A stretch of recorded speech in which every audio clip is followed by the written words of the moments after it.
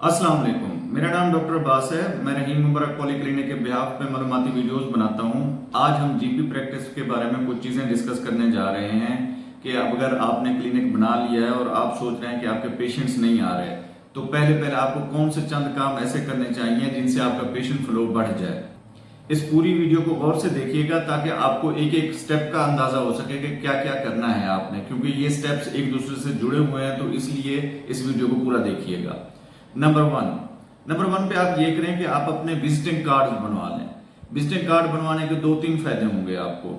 एक तो ये होगा कि आप जो भी जहां पे भी मिलते हैं, आप अपना विजिटिंग कार्ड किसी को देते हैं तो अच्छा इंप्रेशन पड़ता है पेशेंट के ऊपर, या जो भी करीब करीब के लोग होते हैं उनके ऊपर अच्छा इंप्रेशन पड़ता है कि डॉक्टर साहब का विजिटिंग कार्ड भी, और डॉक्टर साहब ने मुझे इतना ऑब्लाइज किया है या इस काबिल समझा है, मुझे अपना विजिटिंग कार्ड दे दिया है। एक तो इसके लिए आप जरूर रखें इसको।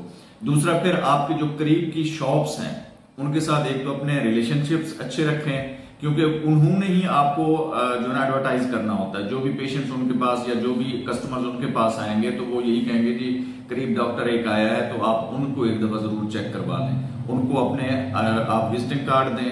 और दूसरा ये करें कि जो वही विजिटिंग कार्ड है आपके, आप लॉयल्टी कार्ड के तौर पर उनको यूज करना शुरू कर दें। यानी उसमें क्या करना है, विजिटिंग कार्ड की एक साइड पे तो प्रिंटेड होगा आपका नाम, क्वालिफिकेशन वगैरह, क्लिनिक का एड्रेस, फोन नंबर, ये सारी चीजें मेंशन होंगी।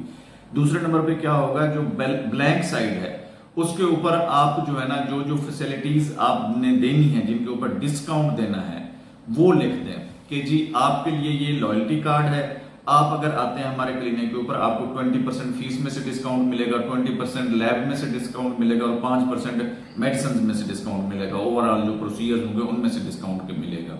इससे क्या होगा, पेशेंट आपके साथ अटैच फील करेगा, क्योंकि वो जब भी खुदा ना खास्ता उसको कोई इशू होता है तो फौरन आपके पास आएगा कि मैं उस क्लिनिक पे जाता हूं क्योंकि वहां पे मेरा लॉयल्टी कार्ड बना हुआ है, मुझे कंसेशन मिल जाएगी।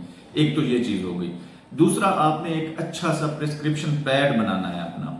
प्रिस्क्रिप्शन पैड के ऊपर वो, जैसे मैंने इसके ऊपर एक वीडियो बनाई हुई है, अगर कैसे बनाना चाहिए उसको तो वो भी आप जाके देख सकते हैं। तो दूसरा क्या करना है, आपने वहां पे क्लिनिक का एड्रेस लिखना है, उसके ऊपर आपका नाम लिखा हुआ हो, आपकी जो क्वालिफिकेशंस हैं वो लिखी हुई हूँ, क्लिनिक की टाइमिंग लिखी हुई हूँ, और नीचे सबसे नीचे क्लिनिक का एड्रेस लिखा हुआ हो और फैसिलिटीज जो आप देते हैं वो लिखी हुई हूँ। ये आपने प्रिस्क्रिप्शन पैड बनाना है।